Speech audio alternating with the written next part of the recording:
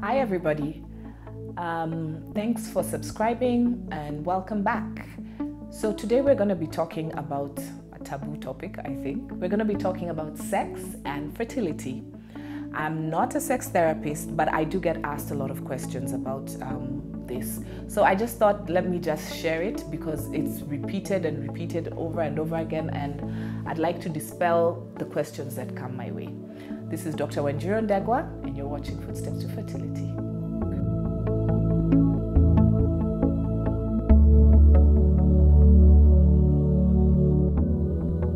So,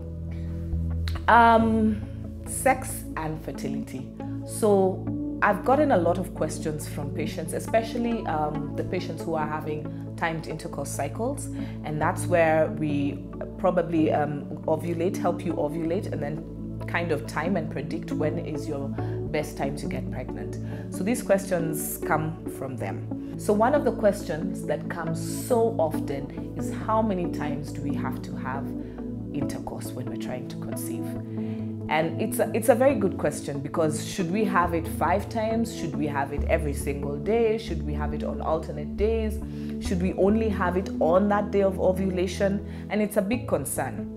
And I will say that really the more times, the better. So don't wait until, okay, it's day 14 for the people who have a 28-day cycle, and that's when we're going to do it. It also brings a lot of pressure on yourselves to perform at that point.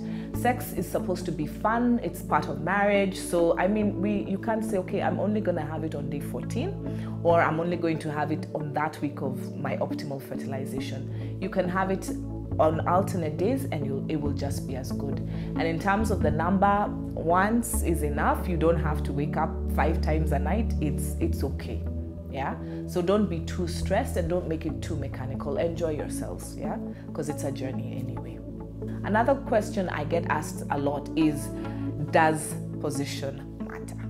Yeah, if I am in this position, is it gonna make it more likely that 1, I have a child, and 2, that I have a male or female?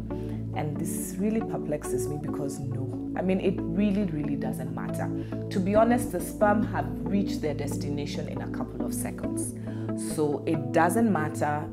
The thing is, just enjoy yourselves and remove the stress. I know during fertility treatments, or when you're trying to conceive and it's not happening, you can really be stressed. So please don't put too much, don't think about it too much.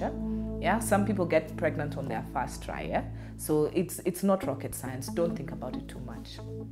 Another thing I get asked, and this is by the women when their husbands are probably not there, is about orgasm. And they say, okay, I didn't get an orgasm because it was too mechanical. I just couldn't. I'm just really thinking about this baby thing. So does it decrease my chances? And I'll say no. To be honest, it doesn't really matter whether you get an orgasm or not. But I will say that having an orgasm does cause the uterine cavity and the birth canal to contract a little bit, and it does help facilitate the sperm to move a bit faster. But by and large, it doesn't really matter. So please don't worry about that. Yeah, you're doing just fine. So another question is it better to have intercourse in the morning or at night? Because some people say, okay, in the morning, it seems to be, we've heard that, I mean, it's better, but timing doesn't really matter. You could have it any time of the day and you would still be able to conceive, so don't think about that. And the last and important question is, should we use a lubricant? Yeah, and this is a common question, because I mean, some people are not well lubricated, and it's important to know that some lubricants have spermicide. So if you need to use a lubricant, please make sure you're not using one that has a spermicide, because if you are, I mean, then we're not going to get pregnant really. Yeah? The sperm are going to be killed before they reach their final destination. There are lots that don't have spermicide. KY is one. There are other mineral-based ones that you need to just look into the shops and see which one. But always look, does it have a spermicide? Because it is supposed to show on the label whether they have a spermicide. I hope you found this helpful. I hope I've answered the questions that you had, and some maybe were too shy to ask about sex and fertility. So share it if you think somebody would benefit. Subscribe to our channel and keep asking questions. I mean that's why we do this, so that we can give you all the knowledge that you need to get those babies. This is Dr. Wanjiru Ndegwa, and you're watching Footsteps to Fertility, where we walk with you.